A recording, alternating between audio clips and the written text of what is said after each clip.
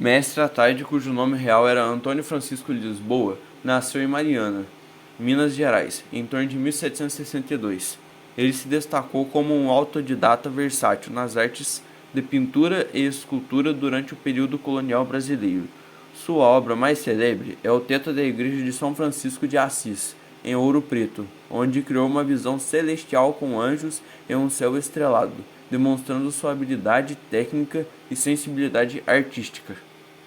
Além de trabalhos religiosos, Mestre Ataide deixou um legado de pinturas que retratam paisagens e cenas do cotidiano, caracterizadas pelas cores vivas e detalhes realistas, como exemplos as obras Anjos Músicos, Deus promete a Abraão multiplicar a sua descendência e A Flagelação de Cristo.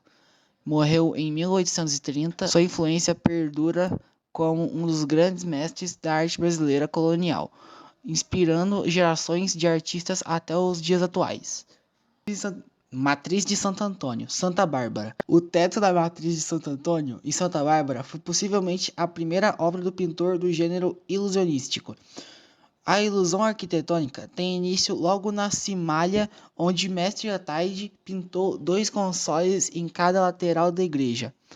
Sobre cada um deles se ergue um pedestal e uma coluna que se ligam ao medalhão central apenas por um concheado. Outros apoios são compostos de figuras de Atlânticos, falsos pilares, púlpitos, formas vegetais e rocalhas. No medalhão central, assistimos à Ascensão de Cristo, que é acompanhada por 12 apóstolos e a Virgem Maria. Igreja de São Francisco de Assis, Ouro Preto. Certamente, essa é uma das obras mais aclamadas de Mestre Ataide. O medalhão central retrata a gloriosa Assunção da Virgem, rodeada por uma orquestra de anjos de todas as idades. Assim como vários anjos, Maria tem traços negros e está em uma atitude de oração, assentada em um trono de nuvens, rodeada por raios de luz e apoiada em uma crescente lunar. Essa é uma composição complexa, muito colorida e integrada à arquitetura da igreja. Matriz de Santo Antônio, Ouro Branco. Outra obra ilusionista de Mestre Ataide é o teto de Matriz de Santo Antônio. Nela predominam as linhas retas. A organização do espaço não é tradicional, assim como a escolha da paleta de cores. O rico medalhão central traz um grupo com a Virgem, Menino Jesus e Santo Antônio de Lisboa. Maria, entronizada em nuvens, tem um semblante delicado, sereno e amigável. Ao seu lado está Menino Jesus, em pé sobre uma mesa diante de um devoto Santo Antônio. Igreja de São Francisco de Assis, Mariana. Nessa igreja, 2 painéis dividem o espaço do forro da sacristia, ambos retratando a agonia de São Francisco. Não existe nenhum documento que ateste a autoria de Mestre Ataide. Contudo, ela lhe foi atribuída depois da análise de diversos especialistas, que compararam a estilística usada.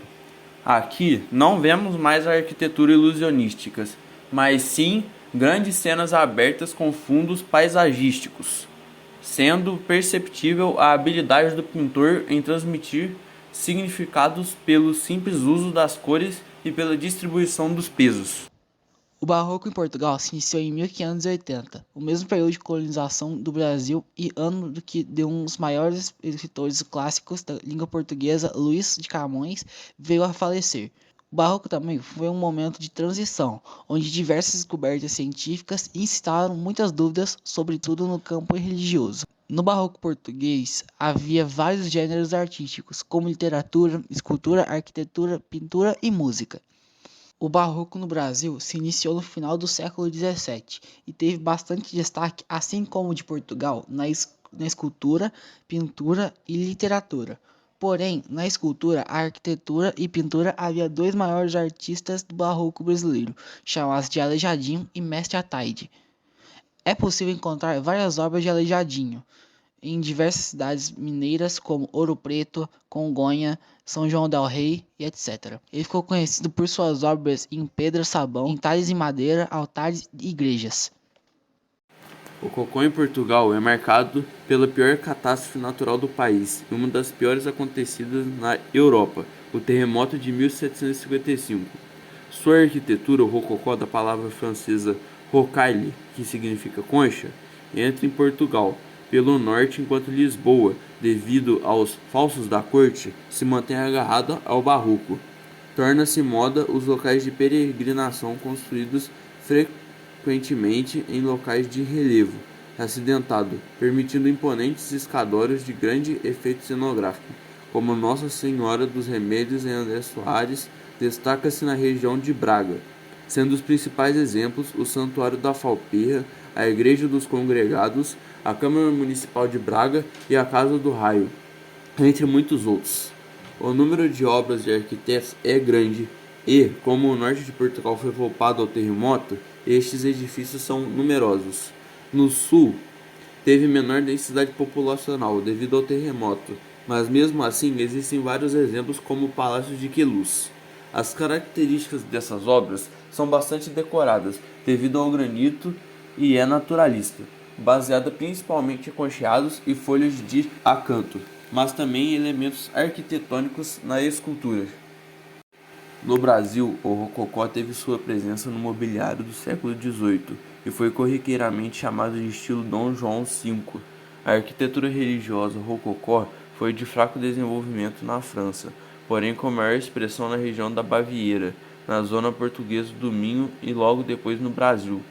Nessas regiões, o estilo sofreu influência do barroco italiano e das tradições autóctones, o que lhes deu grande originalidade.